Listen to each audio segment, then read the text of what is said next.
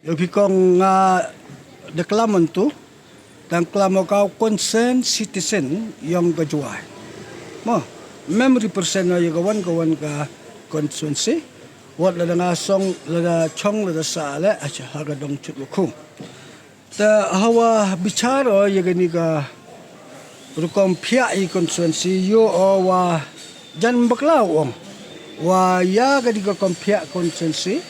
da propose ka kat kam gani ka tentative draft yang ka JHEDC to la draft dari propose ka to la wachna lagi MDC lani ginang khmat yok i. Ta hagadi kerkom chna yang ke there is no common sense kong. Ni ba ile ong no common sense iba yo wa nadu ne hadu untu kamwa kende pau 100% la ne kende pau persen ya percha gi baru ya gani ka jing thau thume ya gani ka delimination committee ta yupi hawa kini mi khmat thau ge ngabu ka jingale do they propose the delimitation of constituency based on public interest, na based on political interest, na based on administrative convenience. Kata sa kajing galigo ko ba? The hakajing sket maximum ka weight to ulay ko, it should be based hakanong rim yung ka public interest. The ni chairman de batayo wa kani ga delimitation committee to ga independent body mo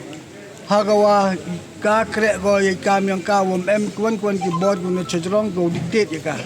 ko asket i wai kan tu sket i ga delimitation committee yung man go kat kam wa da constitute ka uman go independent body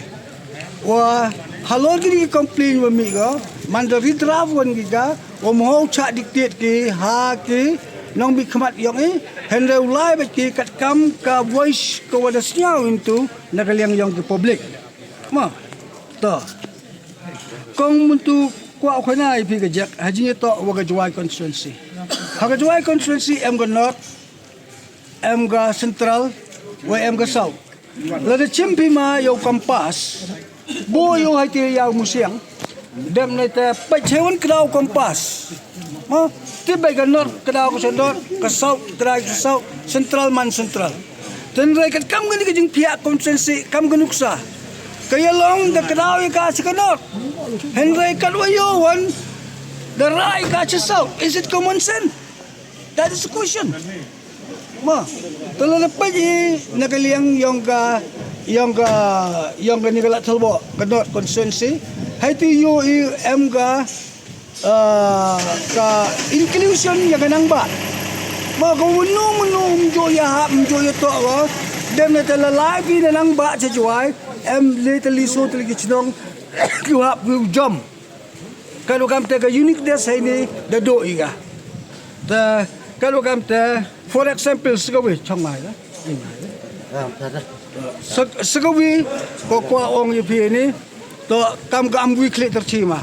ha am weekly tercila dapat bai wa ka inclusion jaga mentong to em go ha urban area ma and the only localities in Juai which is urban area but included into the rural area. What does it mean that mem common sense mem jumut ma to ko khado ko ong yu to gani haji to wa ka KHEDC ka Khasi Hills Autonomous District Council kat kam report iyo ka kam yung ka delimitation committee dadap ba te kat kam gali ka jing pendap yung ka upay ba expect u kapsar wa lagaman gamon daw yo iya ka election MDC boy po newsnem maybe October or November maybe September at the earliest henay na pa yung gani ka delimitation committee ni jai ne dang ne na lor gini ki complain so walk out ko yinam kuraya ga ban mani election MDC po newsnem upay ba di manu to pan man no election MDC po newsnem hataw ilat biang sa system that is a big question da kanu kam te ma lada sem gani ka delimitation committee wachitong walk out ya ka demand yung public nga kwa ong 5 yang chaga constituency gurim ton penne biang ki constituency gurim ya lai kat kam tu constituency gurim ko pa ba priango dem neta e wag sitting em sigurawan ki walk on ki ya ga delimination committee